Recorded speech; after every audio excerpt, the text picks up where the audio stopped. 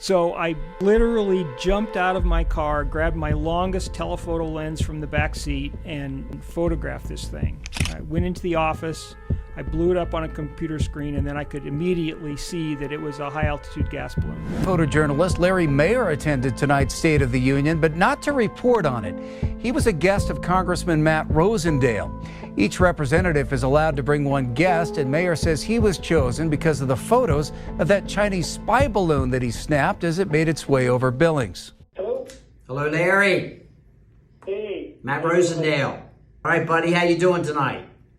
I'm doing great. Good, good. Listen, we've got the State of the Union this week, and I was wondering if I could entice you into flying into D.C. and attending. I think it would be good for President Biden to see the fellow up there in the gallery that actually identified and was able to bring attention to that Chinese spy balloon so he could get his officers after it. I would love to do that, and that's awesome, and I really appreciate the invitation, and I'm looking forward to it. I think it's still good for you to be there and let folks know that the fella who identified the Chinese spy balloon, who brought it to everybody's attention, is here in the House tonight. Mr. Speaker, the President of the United States. Frankly, for all this tough talk on China, it never occurred to my predecessor to do any of that. I want competition with China, not conflict. And we're in a stronger position to win the conflict of the 21st century against China than anyone else for that matter. I attended the State of the Union tonight, and although President Biden talked tough about his dealing with China, I was disappointed that he didn't say anything about the Chinese balloon and the administration's effort to keep it from the American public. You can kick off the program with just having Larry describe exactly what happened that day and how you got pulled up into this whole national conversation about Chinese spy balloons. Okay, well, thanks, Matt. So on February 1st, 2023, I was doing assignments, my regular load of assignments for the Billings Gazette, and a friend called me and said that the airspace had closed and the Billings airport was now shut down. I've been a pilot for 44 years, so I have lots of friends in the aviation community, and I started getting call after call that people's flights were diverting to Bozeman. There were inbound airline flights that couldn't land at the Billings airport. It was just a very curious situation because there wasn't anything wrong at the airport itself. So I drove to the airport. I took pictures of the closed terminal. As I was walking back to my car, I noticed some strange contrails in the sky that were going in circles. And for our viewers that don't understand what contrails are, So the vapors that jets leave in the sky. So, okay. So there were contrails that were going in circles. That was very unusual. I photographed that. So I drove back down to the office and I posted a story that said that the airport was closed and that the FAA didn't have an answer for why it was closed. Shortly after posting that story, a friend of mine, Chase Doak, who was a former coworker in Billings, called me and he said, "Hey, I don't know if this has anything to do with the airspace closure, but if you look just a little bit to the left of the moon, there's this thing in the sky. It's stationary. It appears stationary." So I literally jumped out of my car, grabbed my longest telephoto lens from the back seat, and photographed this thing. I went into the office. I blew it up on a computer screen, and then I could immediately see that it was a high-altitude gas balloon. Now, how did you know that was a high-altitude gas balloon? Well, because I had covered Maxie Anderson's attempt to fly a high-altitude gas balloon around the world, so I recognized it. Okay, yeah. Very good. Yeah. And then were you able to see the other devices that were attached to this balloon at that time? Once you enlarged that photograph? Yes, I could see that there was a solar array hanging from the bottom of it.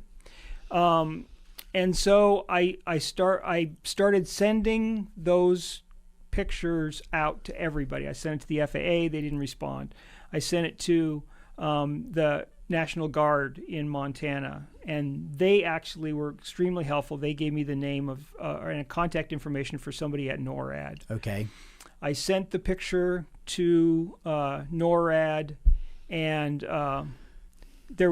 we had a conversation. There was a little discussion about what I was going to do with it. I said I'm adding it to the story about the airspace closure with a caption that just basically says, "This looks like a high altitude gas balloon. I don't know if it has anything to do with this airspace closure, but and I made it clear to him that picture was going online immediately." Mm-hmm.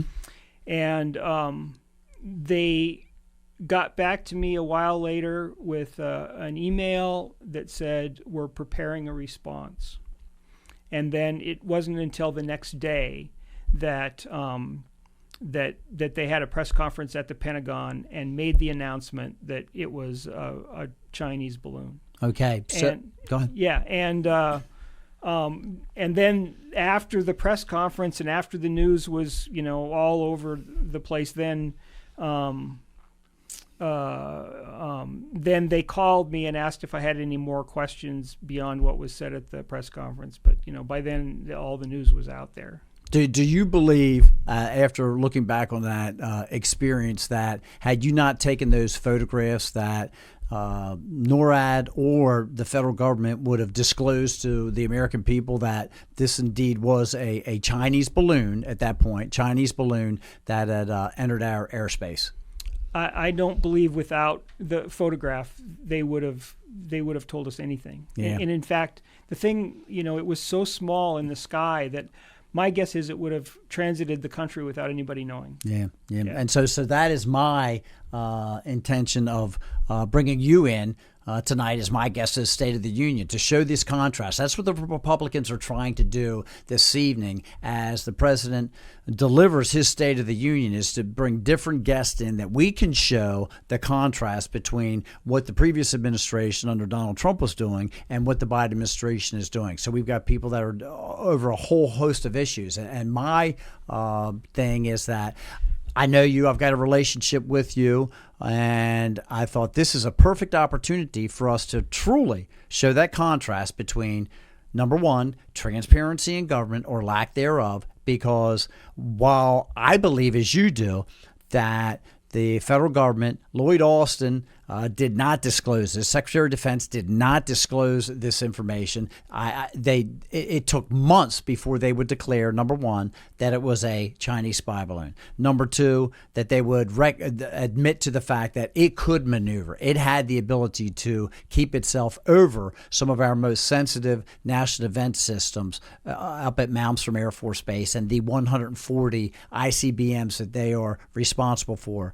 Number three, that it could actually had the capability to collect data and images on some of our most sensitive defensive systems. And then number four, that it also had the ability, and now we find out that they did transmit those images and that data back to China. So that's the government transparency component of this. The other part that I think is critically important is for people to see, when they think back upon that time, the difference in the state of tranquility across the globe under the Biden administration, okay, which has been gone. We have no peace and prosperity right now, as opposed to under the Trump administration. When Donald Trump was president, we did not have these conflicts. We did not have these aggressive actions being taken by these adversaries of ours around the world. And they never would have sent a Chinese spy balloon over our country when Donald Trump was president. But now what we see is the conflict over in Israel, that Hamas and Hezbollah terrorists have gone into the country, killing innocent people, and that is being fueled by Iran.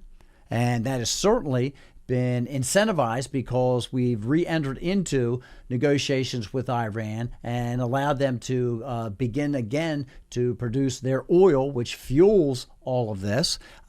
We see the aggression taking place by China in the South China Sea, where they're expanding their military operations and threatening to invade Taiwan, and truly to even see Putin invade Ukraine and have that border conflict. And these things did not take place, and they would not take place under a Trump administration. And so that's where I see the big contrast. As you sit in the State of the Union tonight, what's the kinds of things that you would like to hear the president address? Well, I think the very first thing on my mind about the whole balloon situation is, the American people are very supportive, and if there's a big issue going on, if there's conflict, people are very supportive, as long as you just tell the truth, and that's all that had to happen with the balloon incident.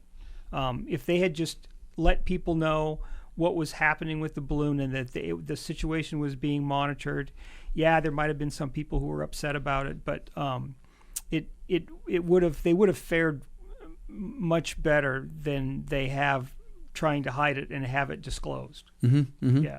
And I unfortunately I don't think we're going to hear a lot of good faith declarations out of President Biden this evening. I'm not anticipating that out of the problems that we truly have to address. It's been my experience that what we're going to hear is where we should be spending more money to try and resolve the country's issues. And with $34 trillion of national debt and still climbing, we cannot just continue to throw money at all of these issues, because that is not going to make them go away. It truly is not. We have to start taking responsibility and putting policies in place that empower people and not the government.